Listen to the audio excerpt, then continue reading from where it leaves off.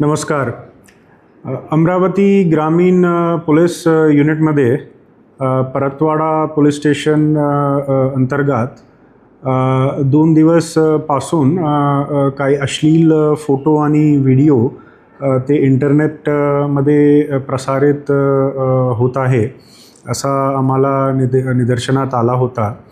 आणि आम्ही आमच्या स्तरावर पोलीस डिपार्टमेंटनी ते जे विक्टिम्स आहे त्यांचे फॅमिली मेंबर्सला संपर्क करण्याची प्रयत्न केला की त्यांची काही तक्रार आहे तर ते स्वतःहून पोलीस स्टेशनला येऊन दाखल करू शकतो किंवा आमच्या महिला टीम साधे गणवेशाने त्यांच्या घरी पाठवू शकतो.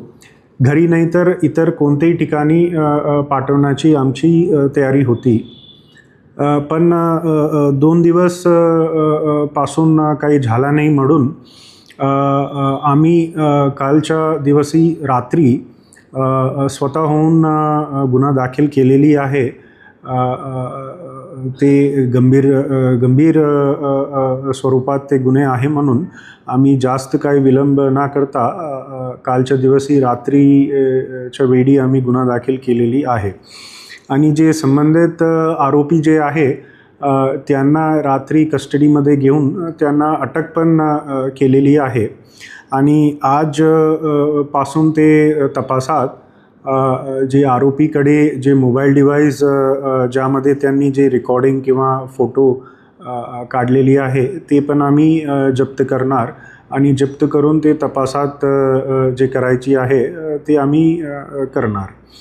आणि सोबत असा पण शक्यता आहे की आरोपी जे आहे त्यांना आणखी इतर कोणी व्यक्तींनी जर काही मदत केलेली आहे ते व्हायरल करायचीसाठी तर तसा जे माणूस आहे त्यांना पण आम्ही शोध घेऊन त्यांना निष्पन्न करणार आणि त्यांना पण बरोबरपणे आम्ही आरोपी बनून त्यांच्यावर पण कारवाई करणार आहे.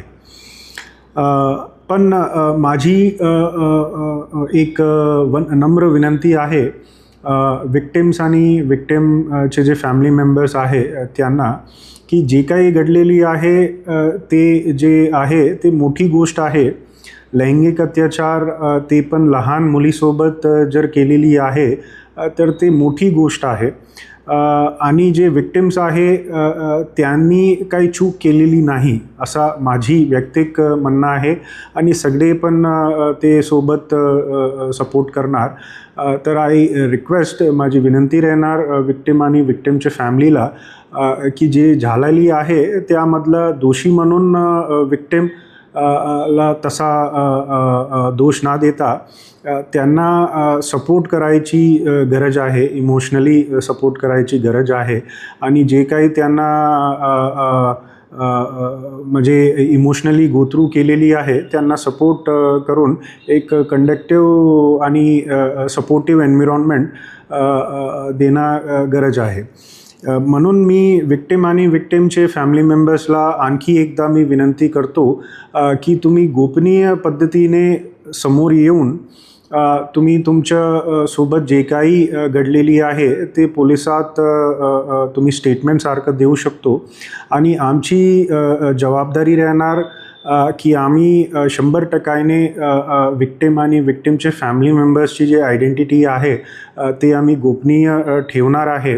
आणि जे स्टेटमेंट किंवा जे एव्हिडन्स आम्हाला तपासात सापडणार ते आम्ही प्रॉपरली कॉन्फिडेन्शियल पद्धतीने फक्त आणि फक्त इन्व्हेस्टिगेटिंग ऑफिसर जे महिला राहणार ते आणि संबंधित जे कोर्टचे जज आहे फक्त त्यांच्यासमोर म्हणजे फक्त 2 व्यक्तीसमोर जे महिला म्हणून राहणार त्यांच्यासमोर आम्ही ते एव्हिडन्स म्हणून पेश करणार. आणि इतर कोणतेही माणूस ते फोटो किंवा व्हिडिओ किंवा जे एव्हिडन्स किंवा विक्टिमची आयडेंटिटी ते आम्ही समोरून येऊन देणार नाही अशी आमची जी आहे रिस्पॉन्सिबिलिटी आहे. आणि आम्ही तसा नक्की प्रॉमिस सारखा करत आहे.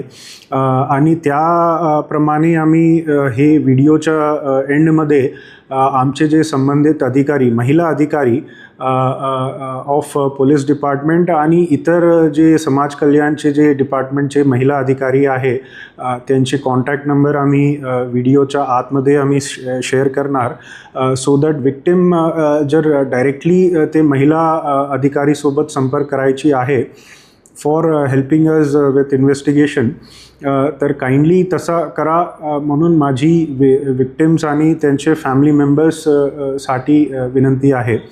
आणि लास्टली जे विक्टिम्स आहे, these victims are the daughters and sisters of our district, आणि हे डिस्ट्रिक्टचे SP म्हणून आमची मोठी जबाबदारी आहे.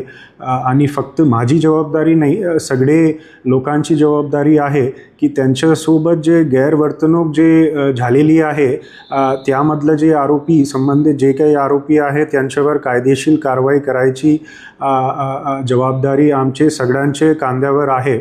आणि सोबत इक्वली इम्पॉर्टंट विक्टिम नी जे इमोशनली किंवा जे लैंगिक पद्धतीने जे शोषण ते फेस केलेली आहे त्यासाठी त्यांना इमोशनली किंवा लीगली किंवा इतर पद्धतीने त्यांना सपोर्ट करायची अत्यंत गरज आहे.